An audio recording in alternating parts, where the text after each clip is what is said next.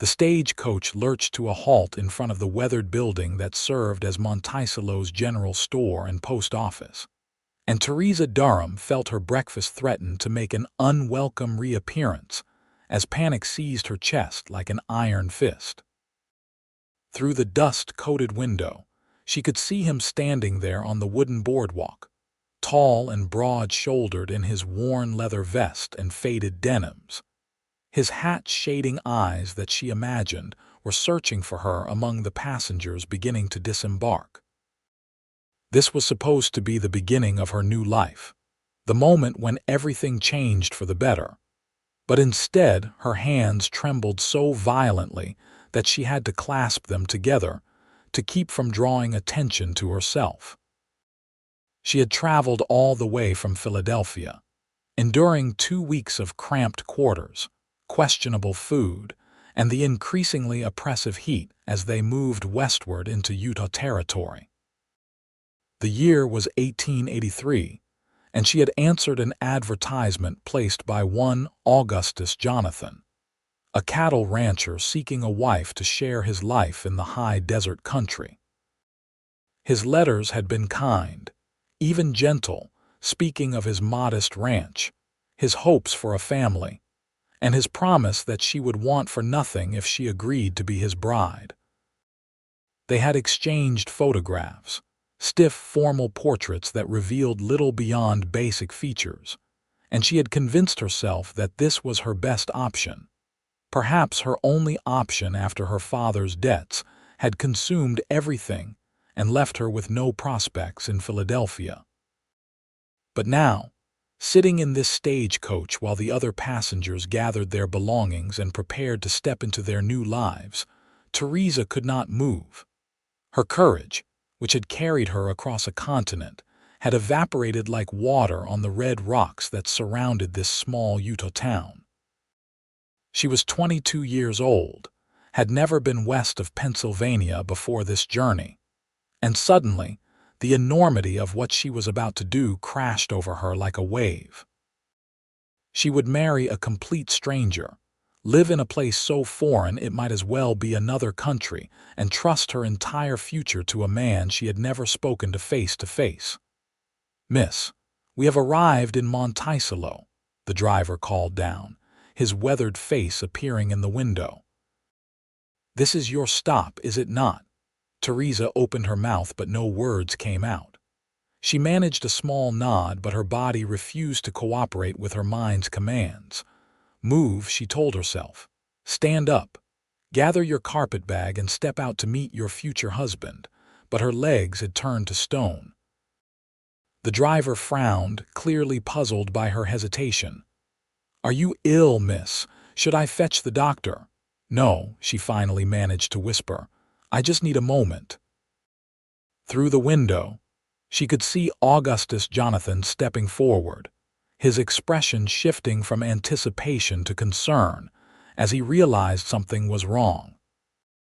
He was handsome in a rugged way that photographs could never quite capture, with dark hair that curled slightly at his collar and a strong jaw that spoke of determination. But it was his eyes that caught her attention even from this distance, warm brown eyes that seemed kind despite the harsh lines the sun and wind had carved into his face. He appeared to be perhaps 27 or 28, young enough to still have the energy of youth, but old enough to have gained some wisdom from experience. He approached the stagecoach slowly, as one might approach a skittish horse, and she heard his boots on the wooden steps before his face appeared in the doorway. "Miss Durham." His voice was deep and gentle, with none of the gruffness she had expected. "Theresa, are you all right?" She looked at him fully for the first time, and to her horror, tears began to slide down her cheeks. "I cannot do this," she heard herself say, the words tumbling out in a broken whisper. "I thought I could, I truly did, but I cannot. I am so sorry. I have wasted your time and money, and I am so very sorry, but I cannot step out of this coach. I cannot marry you." For a long moment, Augustus simply looked at her, his expression unreadable. She waited for anger, for recriminations, for all the harsh words she undoubtedly deserved. Instead, he removed his hat and held it in both hands, then climbed into the coach and sat down across from her, his large frame making the small space seem even more cramped. "That takes courage to say," he said quietly. "More courage than you might think." Theresa shook her head, unable to meet his eyes. "I have no courage at all. If I had courage, I would step out and honor my commitment to you. Instead, I sit here like a coward, unable to even stand." Augustus leaned forward slightly, his elbows resting on his knees. "Miss Durham, may I tell you something? When I was 19 years old, I stood at the edge of the Grand Canyon for the first time. I was working as a trail guide, and I had led dozens of people there safely. But on that particular day, I looked down into that vast emptiness and I froze. Could not move forward, could not move back, just stood there, trembling like a leaf in a storm." Despite her distress, Theresa found herself listening, curious about this unexpected confession. "My father was with me on that trip," Augustus continued, "and do you know what he said? He said that fear is not the absence of courage. Fear is the thing that proves courage exists. Without fear, there would be nothing to overcome, nothing to be brave about. He told me that courage is not something you either have or do not have. It is something that grows and shrinks depending on circumstances, like a campfire that needs tending." He reached into his vest pocket and pulled out a clean handkerchief, offering it to her. She took it gratefully and dabbed at her eyes. "What I am trying to say, Miss Durham, is that right now, in this moment, you feel like your courage has gone. But that does not mean it is gone forever. It just means it needs some tending to, like that campfire." He paused, then added softly, "And sometimes when one person's courage is running low, another person can share theirs. I have enough courage for both of us right now. If you would let me, I would be honored to share it with you until yours comes back." Theresa stared at him, stunned by his words. This was not what she had expected. She had braced herself for disappointment, anger, or cold dismissal. She had not prepared for kindness, for understanding, for this gentle offer of strength without any demand for immediate reciprocation. "But why?" she asked, her voice barely above a whisper. "You do not know me. I have proven myself unreliable, unable to keep my word. Why would you want to help me?" Augustus smiled then, a warm smile that reached his eyes and transformed his entire face. "Because I have been reading your letters for 4 months, Miss Durham. I know that you love poetry but feel guilty admitting it because your father thought it was frivolous. I know that you once rescued a cat from a frozen pond and nursed it back to health even though you were afraid of the water. I know that you stayed up 3 nights in a row caring for your neighbor's sick child when the mother was too ill to do it herself. I know that you have courage, Miss Durham. It is just hiding right now, scared like that cat in the frozen pond. But it is there, and it will come back." Fresh tears spilled down her cheeks, but these were different tears, mixed with something that might have been hope. "I do not know what to do," she admitted. "Well, let us start small," Augustus suggested. "How about we begin by getting you out of this stagecoach and into someplace more comfortable? The driver is giving us some very pointed looks, and I suspect he has a schedule to keep." Despite everything, Theresa felt a small laugh bubble up in her chest. She looked at the driver, who was indeed watching them with barely concealed impatience, and nodded. "All right, that seems manageable." Augustus stood and offered his hand. She hesitated only a moment before placing her gloved hand in his larger, calloused one. His grip was firm but gentle, and he helped her to her feet with easy strength. Together they stepped down from the coach, and she found herself standing on the dusty main street of Monticello, Utah. A town that consisted of perhaps 24 buildings scattered along a single road, with the red rock cliffs rising dramatically in the distance.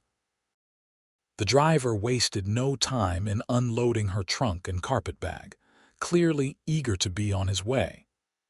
Augustus collected her belongings without being asked, lifting the heavy trunk as though it weighed nothing at all. "Now then," he said, "I think what you need is a good meal and some time to rest from your journey. Mrs. Patterson runs a boarding house just down the street, very respectable, very comfortable. What if I were to get you a room there, and we could talk more after you have had a chance to recover from your travels?" Theresa felt another wave of gratitude wash over her. He was not pushing, not demanding, not insisting that she honor her commitment immediately. He was giving her space and time, precious gifts that she had not expected to receive. "That would be very kind," she said softly. They walked together down the dusty street, and Theresa became aware of curious eyes watching them from windows and doorways. News of her arrival had clearly spread through the small community, and she imagined that her dramatic hesitation at the stagecoach had already become the subject of much speculation and gossip. The thought made her cheeks burn with embarrassment. "Do not mind them," Augustus said quietly, as though reading her thoughts. "Small towns are always hungry for entertainment. By next week they will have moved on to something else. Mrs. Patterson's boarding house was a 2-story structure that looked neat and well-maintained, with lace curtains in the windows and a flower box that somehow managed to coax blooms from the arid soil. Mrs. Patterson herself turned out to be a plump, cheerful woman in her 50s who took one look at Theresa's tear-stained face and immediately went into a flurry of maternal concern. "You poor dear, you look absolutely exhausted from your journey," she declared, bustling around and leading Theresa toward the stairs. "Augustus, you bring that trunk right up to the blue room.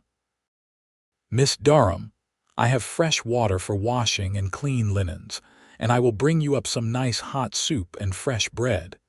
You just need some rest and some proper food, that is all." Within minutes, Theresa found herself in a pleasant room with a comfortable bed, a washstand, and a window that overlooked the street. Augustus set her trunk down carefully and moved toward the door. "I will come by tomorrow morning, if that would be acceptable to you," he said. "Perhaps we could take a walk and talk some more. No pressure, no expectations, just two people getting to know each other." Theresa nodded, finding herself able to meet his eyes now. "Yes, I would like that. And Mr. Jonathan, Augustus, please. Augustus, thank you for your kindness. For not being angry." He shook his head. "I have learned that anger rarely solves anything, Miss Durham. Besides, I would much rather have a wife who comes to me willingly in her own time than one who forces herself out of obligation and spends the rest of her life regretting it." After he left, Theresa sank down onto the bed and let herself process everything that had just happened. She had expected recriminations and had received kindness. She had expected demands and had received understanding. Augustus Jonathan was not at all what she had imagined, and that realization was both comforting and terrifying in equal measure. Mrs. Patterson arrived with the promised soup and bread, along with a pot of hot tea, and an attitude of cheerful discretion that Theresa appreciated. The older woman did not pry or ask uncomfortable questions, but simply made sure Theresa had everything she needed before departing with a warm smile and instructions to ring the bell if she required anything else. Alone in the quiet room, Theresa ate slowly, her appetite gradually returning as her nerves settled. She thought about Augustus's words, about courage being something that could grow and shrink, something that could be shared.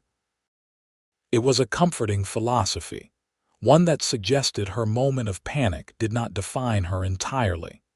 She spent the rest of the afternoon unpacking her trunk and arranging her belongings in the room, taking comfort in these small domestic tasks. As evening fell and the light turned golden through her window, she found herself thinking not about what she had lost by leaving Philadelphia, but about what might be possible here in this strange new place with this unexpected man.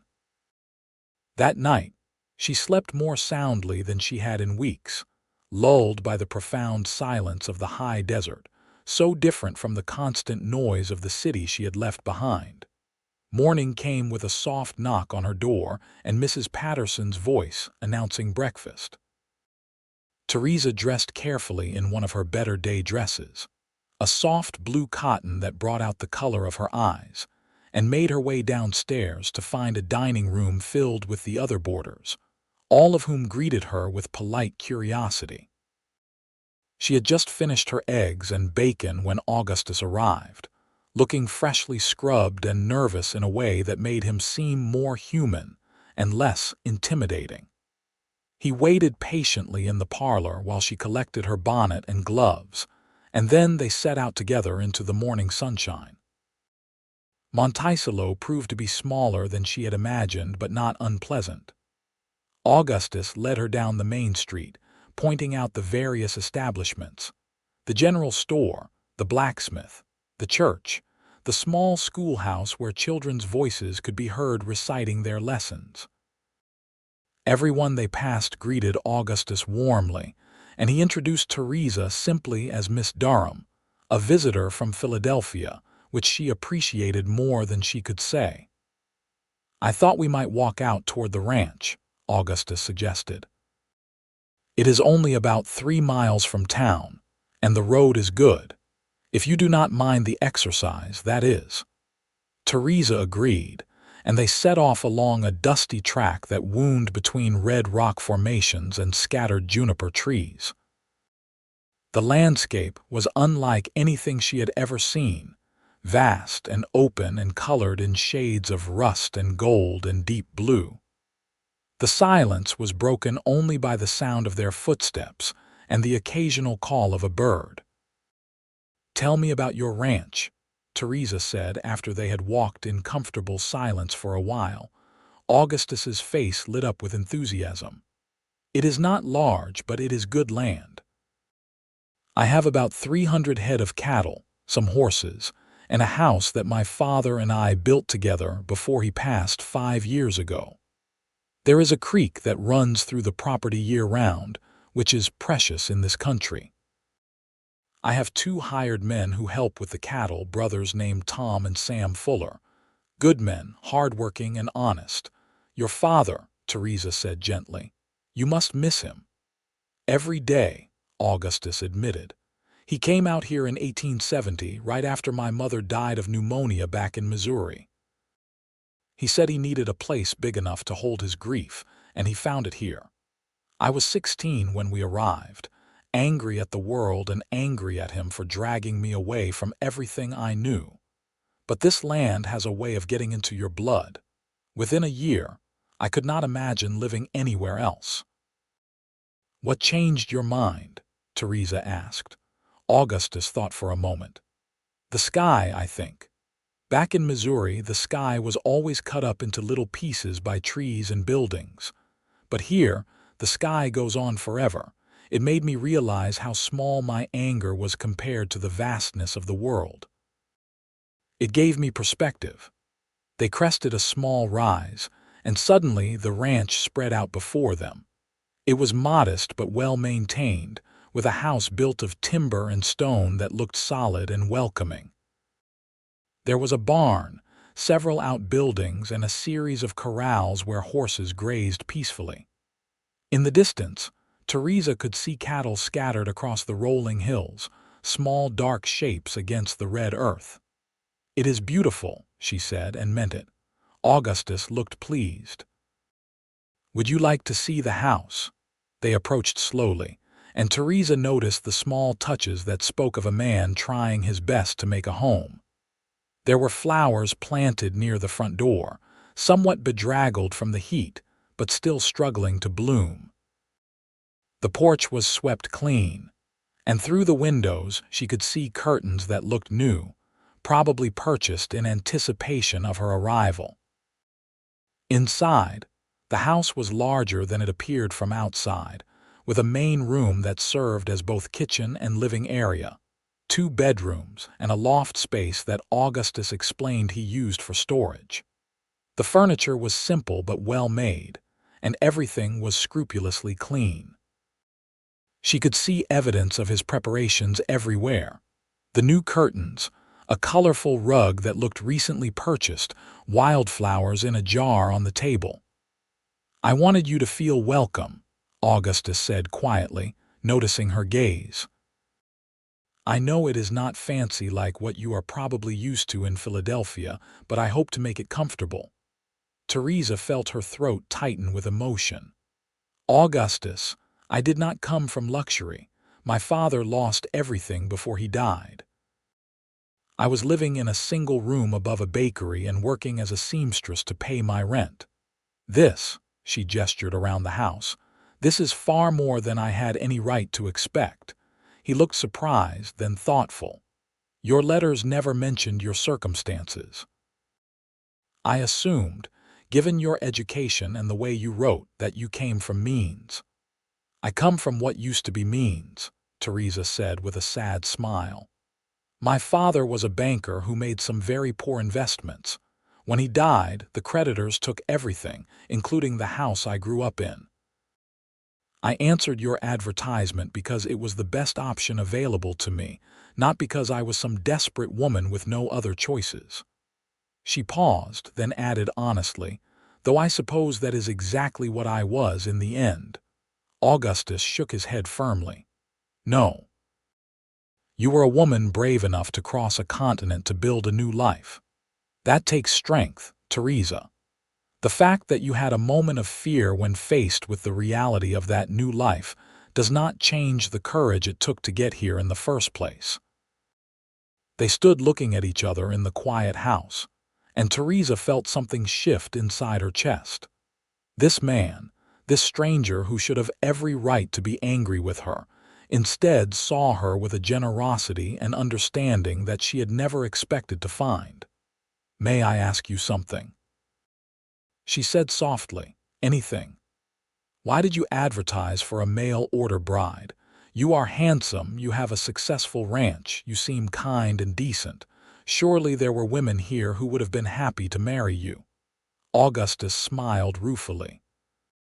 "There are perhaps a dozen unmarried women in Monticello, and half of them are under 15 years old. Of the others, 3 are already spoken for, 2 are not interested in ranch life, and 1 is my cousin. Not much to choose from." He walked over to the window and looked out at his land. "But more than that, I wanted someone who chose this life deliberately. Women who grow up here, they know the hardships, the isolation, the endless work. Sometimes I think they marry ranchers not because they want to, but because it is what is expected. I wanted a wife who looked at this life and said, 'Yes, I want this,' even if she was scared. Does that make sense?" "Yes," Theresa said, "it makes perfect sense." They spent the next hour walking around the property while Augustus pointed out various features and explained his plans for the future. He wanted to expand the herd, improve the irrigation from the creek, maybe add a proper vegetable garden near the house. He spoke with the enthusiasm of a man who loved his work, and Theresa found herself drawn into his vision, asking questions and offering thoughts. When they returned to the house, Augustus showed her the bedroom that would have been hers. It was larger than the room she had been renting in Philadelphia, with a window that looked out over the valley and a bed frame carved with surprising delicacy. "My father made that," Augustus said. "He was good with his hands, could make furniture that looked like it came from a proper craftsman. This was going to be for my mother, but she died before he could give it to her. He kept it all these years, said maybe someday I would have a wife who could use it." Theresa ran her hand over the smooth wood, feeling the love and care that had gone into its making. It is beautiful." They walked back to town in the late afternoon, talking easily now about small things and large things alike. Augustus told her stories about the early days of the ranch, about learning to manage cattle and dealing with the harsh winters and the occasional mountain lion. Theresa found herself telling him about her childhood in Philadelphia, about her mother who had died when she was 12, about her father's slow descent into gambling and debt by the time they reached Mrs. Patterson's boarding house. Theresa realized that she had not thought about her fear even once during the entire afternoon. She had been too busy enjoying Augustus's company, too engaged in their conversation and the discoveries of the day. "May I see you again tomorrow?" Augustus asked as they stood on the porch. "Yes," Theresa said, and this time there was no hesitation in her voice. "I would like that very much." Over the next 2 weeks, a pattern emerged. Augustus would arrive each morning, and they would spend the day together, sometimes walking around town, sometimes riding out to the ranch, sometimes simply sitting on Mrs. Patterson's porch and talking. Slowly, carefully, they built something between them, a foundation of friendship and understanding that neither had expected but both came to treasure. Theresa learned that Augustus had a dry sense of humor that could make her laugh when she least expected it. She discovered that he read books whenever he had time, borrowing them from the minister's small library and reading by lamplight after his work was done. She found out that he had fought off a bear once to protect his cattle and still had scars on his arm from the encounter, though he made light of it when she expressed horror at the story. Augustus learned that Theresa had a beautiful singing voice that she rarely used, because her father had told her it was improper to draw attention to herself. He discovered that she could ride a horse far better than he expected once she got over her initial nervousness, and that she had a natural way with animals that made his horses gentle in her presence. He found out that she was sharp with numbers and could calculate things in her head faster than he could write them down. But more than facts and stories, they learned the shape of each other's characters.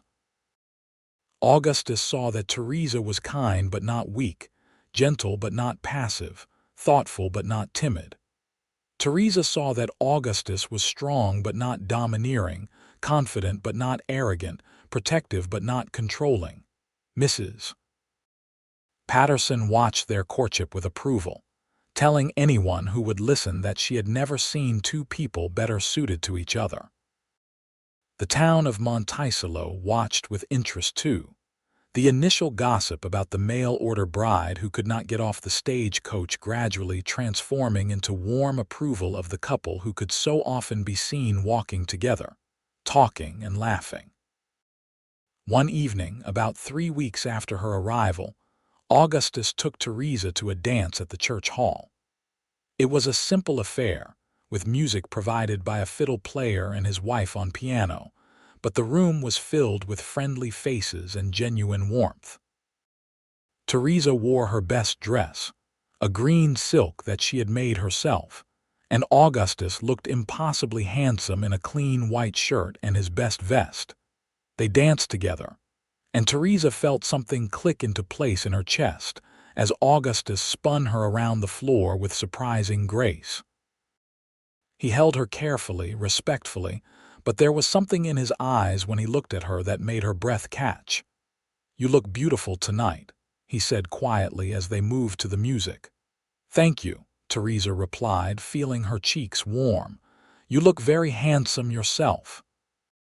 "Theresa," Augustus said, and there was something serious in his tone that made her pay attention.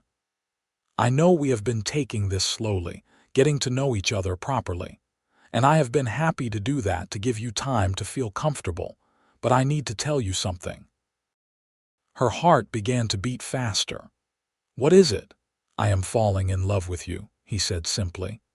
"I have been fighting it because I did not want to pressure you, did not want to make you feel obligated, but I cannot keep it to myself anymore. I love the way you laugh. I love the way you think about things carefully before speaking. I love how you are kind to everyone you meet, even the grumpy old men at the general store who are rude to everyone. I love how brave you are, even though you do not think you are brave at all. Theresa felt tears prick at her eyes, but these were good tears, happy tears. Augustus, you do not have to say anything, he interrupted gently. I am not asking you to love me back, not yet. I just needed you to know how I feel. I needed you to understand that my offer to share my courage with you was not just words. I meant it. I will give you all the time you need, all the patience you require. There is no rush. But there was a rush, Theresa realized. A rush of feeling in her chest, a rush of certainty that had been building for weeks without her fully acknowledging it. What if I do not need more time? She asked softly. Augustus stopped dancing, though the music continued around them. What do you mean? I mean that I think I have been falling in love with you too, Theresa said, her voice gaining strength as she spoke. I have been so focused on being afraid, on worrying about whether I could do this, that I did not notice when fear stopped being the main thing I felt. Somewhere along the way, spending time with you stopped being about overcoming my fear and started being about looking forward to the next time I would see you. Somewhere along the way, I stopped thinking about this as an obligation and started thinking about it as a choice I wanted to make. Augustus's face transformed, hope and joy and relief all washing across his features at once. Are you certain? I do not want you to feel pressured. I am certain, Theresa said firmly, and I want to answer your question. What question? The one you asked me 3 weeks ago when I was too frightened to give you an answer. Augustus Jonathan, I would be honored to marry you. The dance hall erupted in cheers and applause, and Theresa realized that they had drawn the attention of everyone in the room.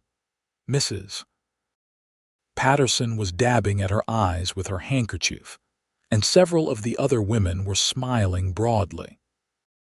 Augustus laughed, a sound of pure happiness, and before Theresa quite knew what was happening, he had swept her up in his arms and was spinning her around while the whole town clapped and hooted their approval. The wedding took place 2 weeks later at the small church in Monticello, with the entire town in attendance. Theresa wore a dress of cream-colored lace that she had brought with her from Philadelphia, and Augustus wore a new suit that he had ordered specially from Salt Lake City. Mrs. Patterson cried through the entire ceremony, and even the minister had to pause to clear his throat several times when Augustus said, "I do." His voice was strong and certain. When Theresa said, "I do," she meant it with every fiber of her being. And when they kissed to seal their vows, the church erupted in cheers that could probably be heard all the way to the ranch. The reception was held in the church hall, with tables groaning under the weight of food that the townspeople had contributed. There was roast beef and fresh bread, pies and cakes, and even a special punch that Mrs. Patterson had made from a secret recipe. People danced and laughed and celebrated, and Theresa found herself embraced by what felt like an entire community welcoming her home. As the sun began to set, Augustus and Theresa climbed into a wagon that someone had decorated with ribbons and flowers, and they rode out toward the ranch that was now their home. The evening air was cool and sweet, and overhead the stars were beginning to emerge, more stars than Theresa had ever imagined existed. "Are you happy?" Augustus asked as they drove. "I am happier than I ever thought possible," Theresa replied honestly. 3 weeks ago I could not even get out of a stagecoach. Now I am married to the kindest man I have ever met, about to start a new life in a place I am learning to love. It is almost more than I can believe. "Believe it," Augustus said, reaching over to take her hand. "This is real. We are real. And I promise you, Theresa, I will spend every day trying to be worthy of your courage. And I will spend every day being grateful that you had enough courage for both of us when mine ran out." Theresa replied.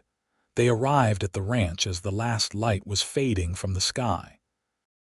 Augustus had arranged for his hired men to stay in town overnight, giving the newlyweds privacy. He helped Theresa down from the wagon and then, with a grin, swept her up into his arms and carried her over the threshold of their home. The house had been transformed. There were candles lit everywhere, casting a warm glow over the rooms. Someone, probably Mrs. Patterson, had filled every available container with wildflowers, and the smell was sweet and welcoming. On the table in the main room, there was a simple supper laid out. Bread and cheese and fruit, along with a bottle of wine that Augustus admitted he had been saving for a special occasion. They ate slowly, talking quietly, and then Augustus showed Theresa the small changes he had made to the house in preparation for her permanent arrival. He had built additional shelves for books and personal belongings. He had constructed a better stove for the kitchen. He had even added a window seat in the bedroom, a cozy nook where she could sit and read or so while looking out over the valley. "When did you do all this?" Theresa asked, marveling at the work he had put in. "During the past 3 weeks, in the evenings after I left you at Mrs. Patterson's," Augustus admitted. "I could not help myself. I kept thinking about you here, about us here together, and I wanted everything to be perfect." Theresa turned to him, her eyes shining in the candlelight. "It is perfect, all of it. You are perfect." "I am far from perfect," Augustus said with a laugh. "I am stubborn and I snore and I sometimes get so focused on work that I forget to eat. But I love you, Theresa, and I will try every day to be the husband you deserve." "And I love you," Theresa said, reaching up to touch his face. "And I will try every day to be the wife you deserve." Their first kiss as husband and wife in their own home was sweet and tender, full of promise and hope, and the beginning of a love that would only deepen with time. The first months of their marriage were a time of adjustment and discovery. Theresa had to learn the rhythms of ranch life, so different from anything she had known in Philadelphia. She learned to cook on the wood stove, to manage the household while Augustus was out working with the cattle, to preserve food for the winter months ahead.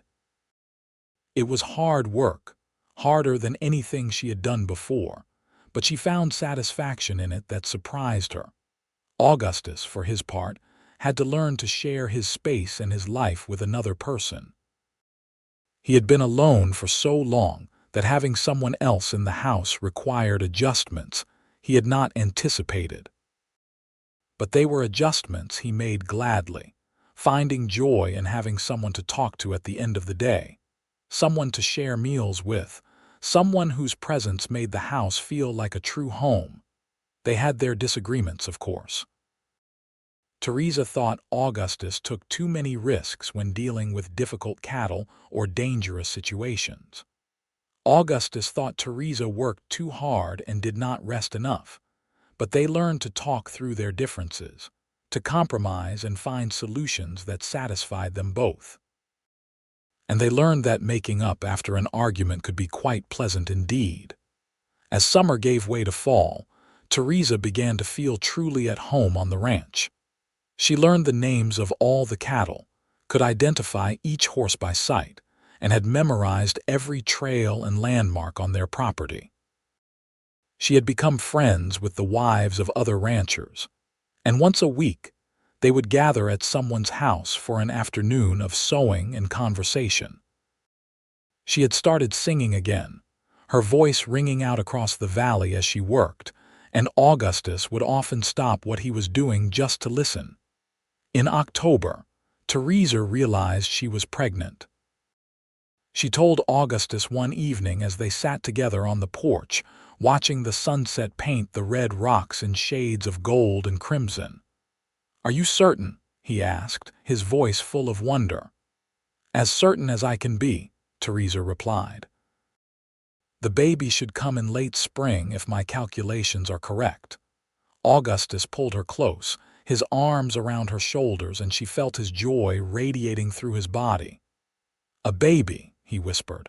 "Our baby. Theresa, you have made me the happiest man alive." "I am happy too," Theresa said. "And a little frightened, if I am honest." "Remember what I told you," Augustus said gently. "I have enough courage for both of us.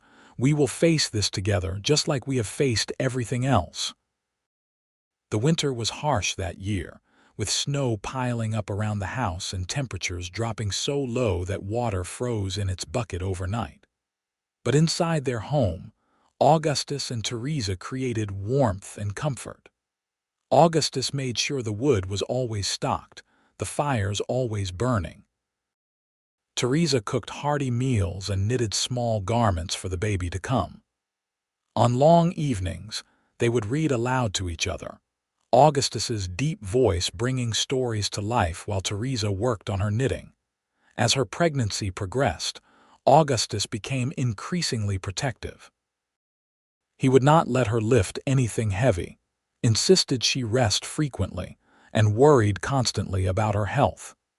Theresa found his concern both touching and occasionally exasperating, but she understood it came from love. Besides, she had her own worries, fears about childbirth that she tried to keep hidden but which sometimes surfaced in the dark hours of the night. During those times, Augustus would hold her close and talk to her about the future, about the child they would raise together, about growing old on this land they both loved. His steady presence and unwavering confidence helped ease her fears, just as it had that first day in the stagecoach. Spring came late that year, but when it finally arrived, it was glorious. The valley exploded with wildflowers, and the creek ran high with snowmelt. Theresa's belly had grown round and full, and she moved with the careful grace of a woman in her final weeks of pregnancy. In late May, on a warm evening filled with the scent of sage and juniper, Theresa's labor began. Augustus rode into town to fetch the midwife, Mrs. Richardson, a capable woman who had delivered most of the babies in the region for the past 20 years. By the time they returned, Theresa's contractions were coming regularly, and she was pacing the bedroom with determination. The labor was long and difficult, lasting through the night and into the next day. Augustus stayed by Theresa's side the entire time, holding her hand, wiping her forehead with cool cloths, and offering encouragement even when she was too exhausted to respond. Mrs. Richardson directed everything with calm efficiency, and Mrs. Patterson, who had insisted on coming along to help, provided additional support. Finally, as the afternoon sun streamed through the bedroom window, their son was born. He came into the world with a lusty cry that announced his arrival to anyone within hearing distance. Mrs. Richardson cleaned him quickly and placed him in Theresa's arms, and both parents stared down at their child with awe and wonder. He was perfect. Tiny and red-faced and squalling, but perfect nonetheless. He had his father's dark hair and his mother's delicate features, and when he finally opened his eyes, they were a deep blue that would eventually turn to brown. "What should we name him?" Theresa asked, her voice hoarse from hours of labor but filled with happiness.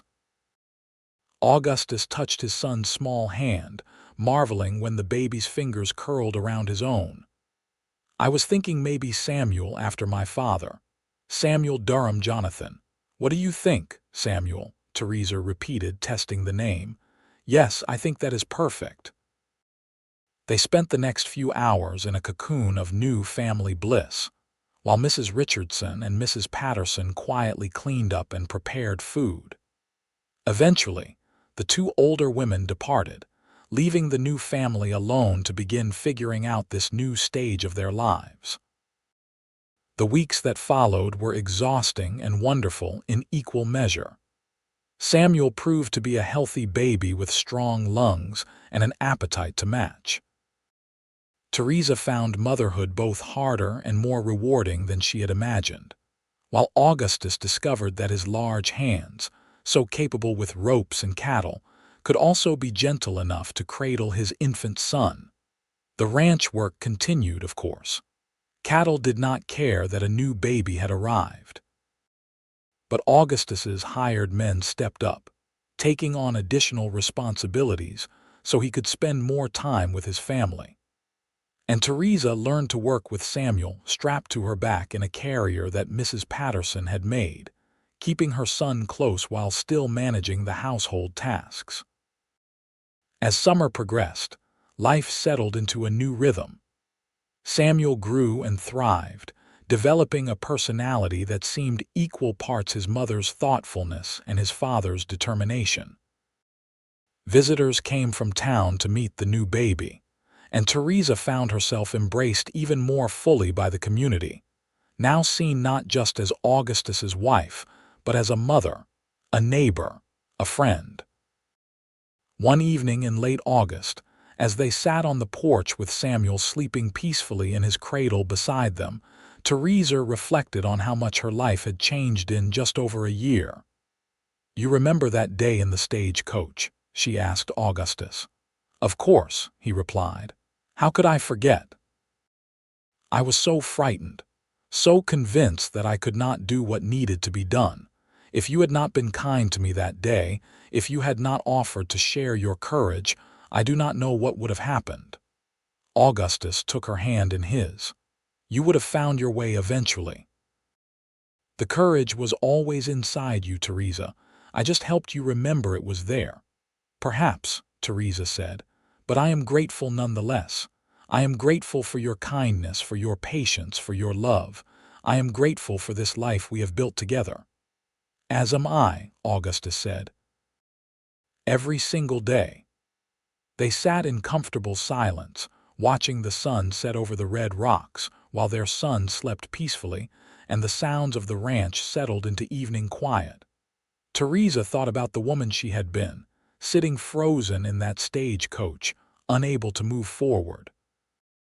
That woman seemed like a stranger now, someone from a different lifetime. She was no longer that frightened girl from Philadelphia. She was Theresa Jonathan, wife of Augustus, mother of Samuel, rancher and member of this community. She had found her courage after all, or perhaps more accurately, she had discovered that courage was not something you either had or lacked entirely. It was something you built, day by day, moment by moment, often with the help of people who believed in you even when you could not believe in yourself. The years that followed were full of the usual joys and challenges that come with building a life. The ranch prospered, allowing them to expand their herd and improve their property. Samuel grew into a bright, energetic boy who loved nothing more than following his father around the ranch, learning everything he could about cattle and horses and the land that would one day be his. 2 years after Samuel's birth, Theresa gave birth to a daughter they named Emily, a sweet-natured child with her mother's blue eyes and her father's smile. 3 years after Emily came another son, David, who proved to be the most adventurous of the 3 children, always getting into mischief and requiring constant supervision. The house that had once felt spacious now rang with the sounds of children playing, laughing, sometimes fighting, always living fully. Augustus added on to the original structure, building additional bedrooms and a larger kitchen to accommodate their growing family. Theresa kept the household running smoothly, a feat that required impressive organizational skills and seemingly endless patience. Through it all, Augustus and Theresa's love deepened and matured. They were partners in every sense of the word, working together to manage the ranch, raise their children, and support each other through the inevitable difficulties that came their way. There were hard years when drought threatened their livelihood, scary moments when illness struck one of the children, difficult decisions to be made about expansion and investment. But they faced everything together, just as Augustus had promised that first day in Monticello. On their 10th wedding anniversary, Augustus took Theresa back to town, leaving the children in the capable hands of Mrs. Patterson for the evening. They attended a dance at the church hall, just as they had on that memorable evening when Augustus had first told Theresa he loved her. As they moved across the floor to the fiddle music, Augustus pulled her close and said, "Do you ever regret it, choosing this life?" Theresa looked up at him, at the face she knew as well as her own, lined now with years of sun and wind and laughter. "Never," she said firmly. "Not for one single moment. You gave me courage when I had none, Augustus. You gave me love when I needed it most. You gave me a life beyond anything I could have imagined for myself. How could I ever regret that?" "I think you are remembering it wrong," Augustus said with a smile. "You always had the courage, Theresa. You just needed someone to remind you of it." "Then we will agree to disagree," Theresa said, rising on her toes to kiss him. "But either way, I am grateful. For you, for our children, for this life we have built together. I love you, Augustus Jonathan." "And I love you, Theresa Jonathan. Today, tomorrow, and always." They danced until late in the evening, and when they finally returned to collect their children, they found them all sleeping peacefully while Mrs. Patterson dozed in her chair. They gathered up their brood carefully, loading them into the wagon for the ride home. And as they traveled through the night under a sky full of stars, Theresa thought about how far she had come from that terrified woman in the stagecoach. She had found her courage, or perhaps it had found her. She had found love. Definitely love had found her in the form of a patient cowboy who had been willing to share his strength when hers had failed. And she had found home, not just a place but a feeling, a sense of belonging that she carried with her always. The years continued to pass, each one bringing its own challenges and triumphs. Samuel grew into a young man who shared his father's love of the land and his mother's thoughtful nature. He would eventually take over the ranch, expanding it even further and raising his own family on the same red soil that his parents had worked. Emily became a teacher, opening a school in Monticello and bringing education to children who might not otherwise have had access to it. She never married, declaring herself perfectly content with her students and her books, though she always maintained a close relationship with her family. David, true to his adventurous nature, became a surveyor, traveling throughout the West and sending back letters filled with descriptions of the places he had seen and the people he had met. But he always came home for important occasions, bringing stories and laughter with him. Augustus and Theresa grew old together on the ranch, their hair turning gray, their bodies moving more slowly but their love remaining constant. They watched their children grow and flourish, celebrated the arrival of grandchildren, and took deep satisfaction in the life they had built together. On a warm evening in June, 43 years after Theresa had first arrived in Monticello, she and Augustus sat on their porch watching the sunset. They were both in their 70s now, still sharp in mind but feeling the weight of their years. Their grandchildren were playing in the yard, filling the air with shrieks of laughter while Samuel and his wife prepared dinner in the house. "You remember," Theresa said softly, "what you told me that first day, about courage being like a campfire that needed tending."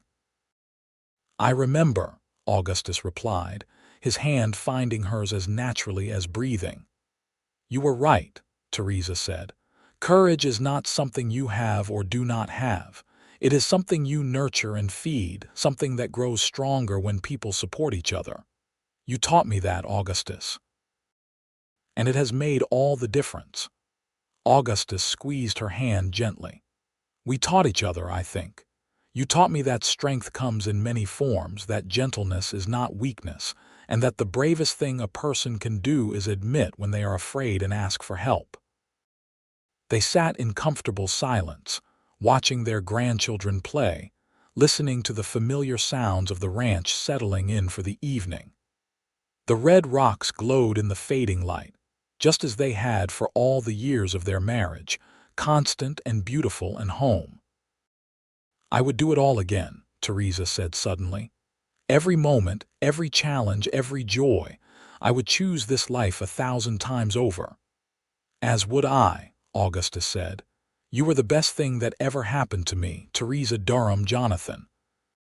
From that first moment in the stagecoach, when you were so scared you could not move, I knew that you were someone special. Someone worth waiting for, worth being patient with, worth sharing my courage with until yours came back. "It came back because of you," Theresa insisted. "It came back because it was always there," Augustus replied. "I just helped you see it." As the sun dipped below the horizon and the first stars began to appear in the darkening sky, Theresa leaned her head on Augustus's shoulder and thought about courage, about love, about the unexpected paths life could take. She thought about the frightened young woman who could not get off a stagecoach and the confident older woman she had become.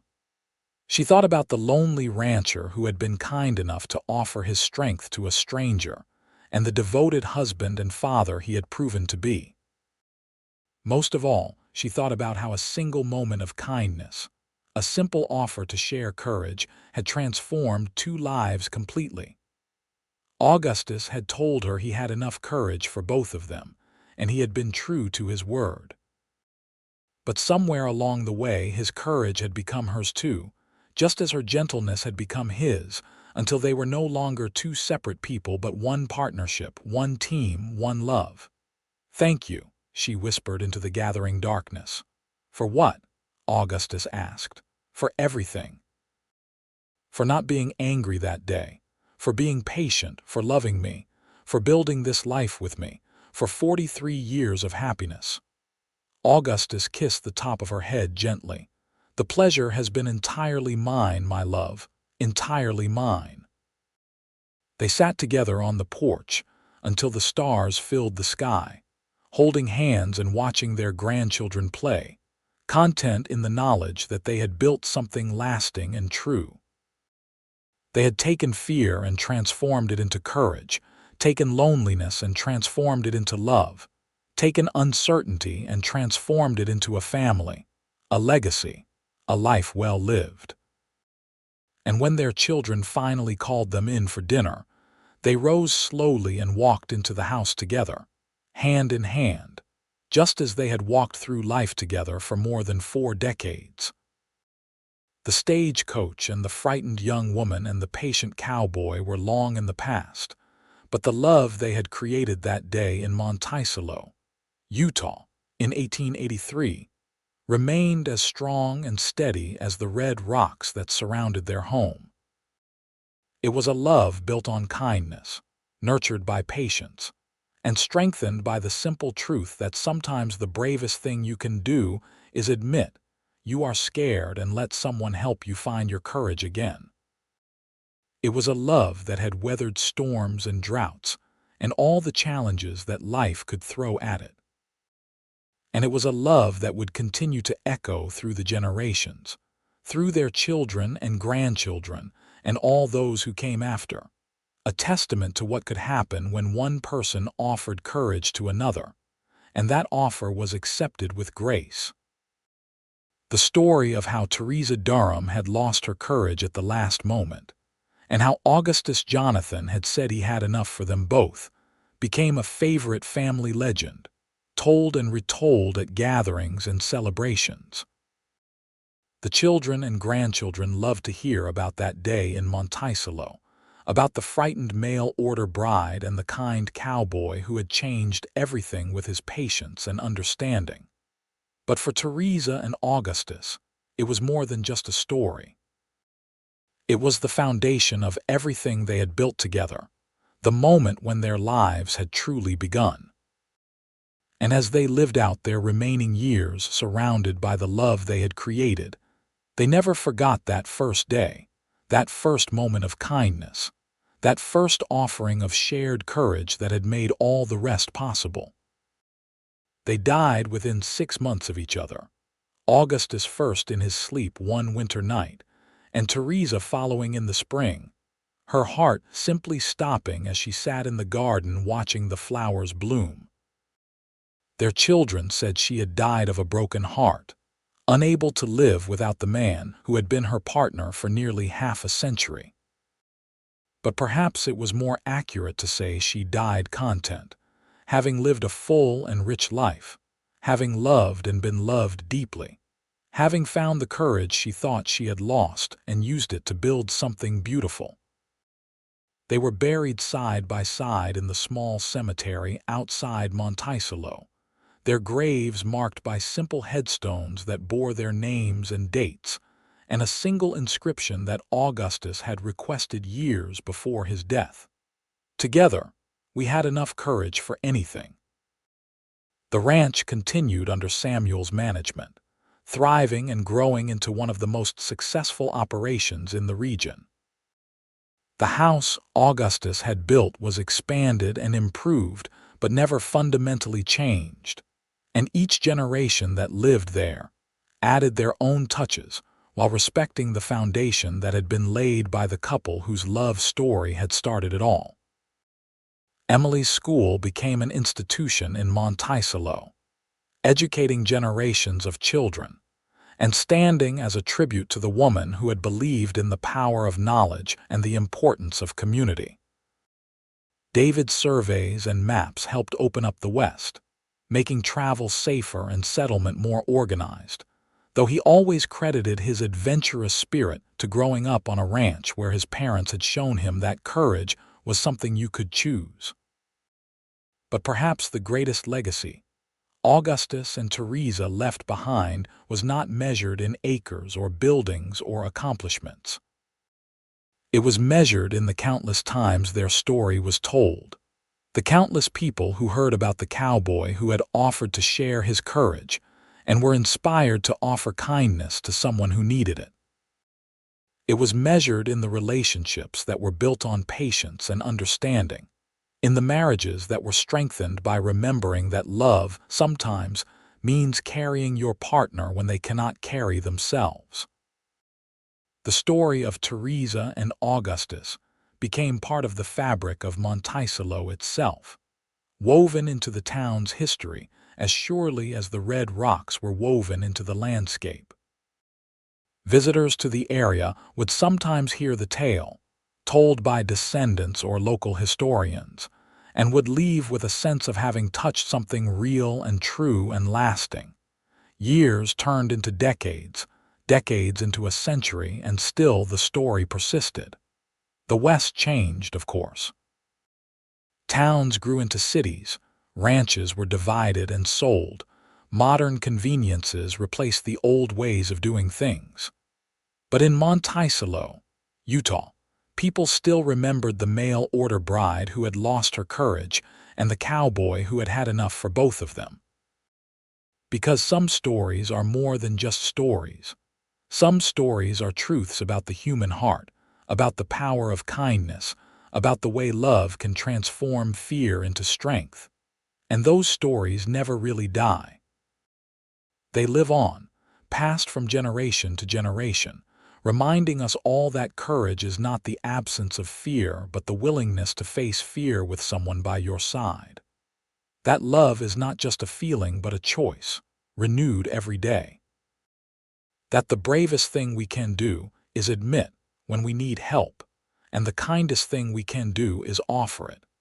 Theresa Durham Jonathan and Augustus Jonathan lived their truth and left behind a legacy that would endure long after their names faded from living memory. They proved that sometimes the best love stories start not with certainty but with fear, not with courage but with the lack of it, not with two strong people but with one strong person willing to share their strength until the other could find their own. And in doing so, They created something that neither could have created alone. They created a family, a home, a life filled with love and laughter and hard work and satisfaction.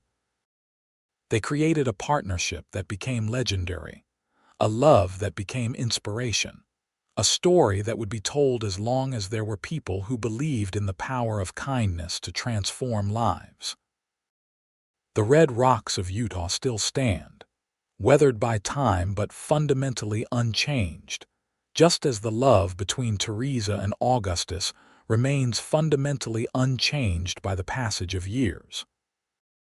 And somewhere in the heart of anyone who has ever been afraid, anyone who has ever needed someone to share their courage, anyone who has ever offered kindness to a stranger, that love lives on. A testament to what is possible when we choose compassion over judgment, patience over anger, and love over fear.